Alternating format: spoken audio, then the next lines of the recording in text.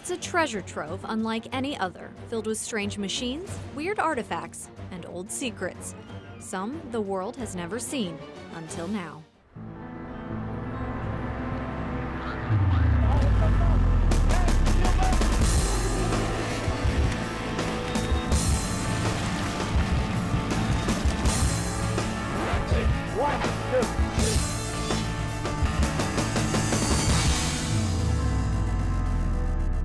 More than 100 years ago, the Wright brothers designed a heavier-than-air flying machine, and now the United States is the greatest air power in the world.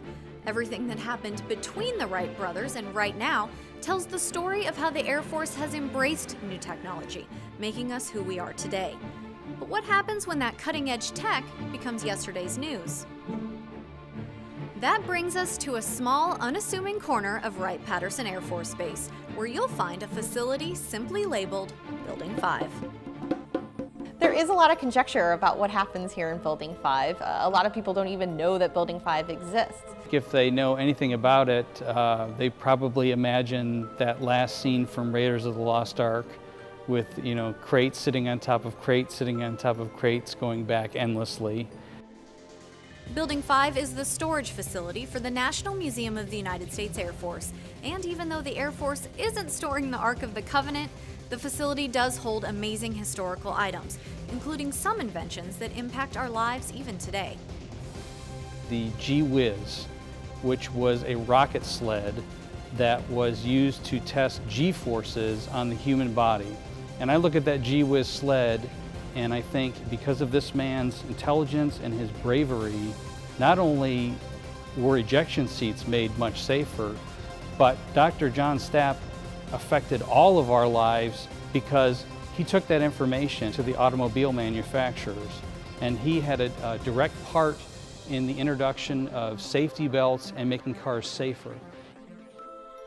Whether it's the handwritten original copy of the Air Force song or the flight log for Air Force One during the Kennedy assassination, Building 5 not only serves as a temporary home for historical artifacts that haven't found their way into the museum, but also as a place to store items that are too delicate to be put on public display. We have soap carvings that POWs have made during World War II. We have a bottle of cognac for the Doolittle Raiders, escape and evasion kits.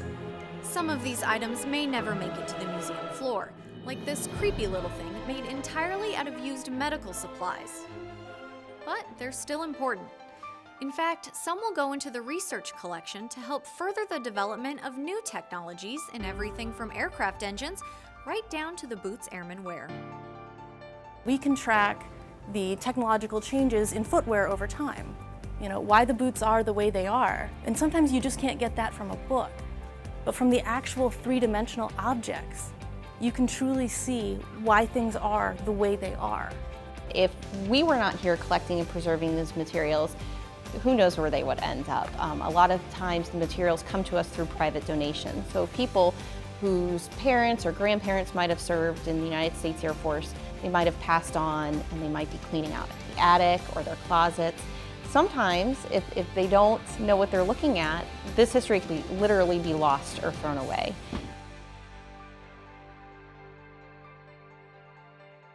Building 5 has a small force of curators looking after the collection of rare and unusual items.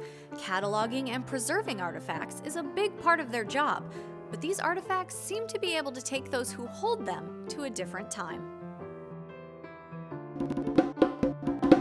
There is something that public historians refer to as the power of place, and that's that feeling that you get when you are standing or holding or viewing something that has a very powerful emotional connection. It's that tingly feeling you get when you hold that original thing in your hand, and it makes that history feel very real to you. When I first started here as an intern, I didn't see that coming.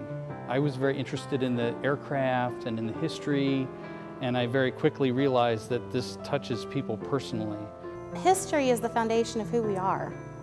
And these artifacts here are the tangible connection that we have to the past. You know, they actually were part of that historic moment. We have a number of artifacts in the collection that when you look at them, you suddenly feel that connection to that moment.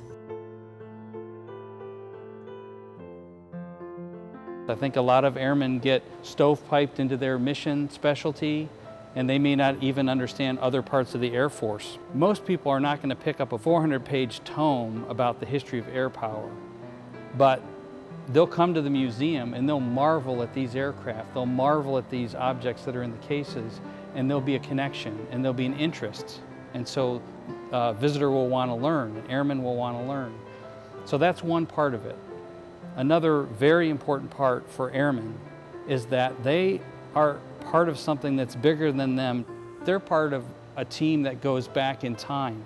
The maintenance specialist who's working on that C-130 engine, they have a direct connection to an airman working on a radial engine on a C-47 in World War II. It's the same mission. They're part of that too.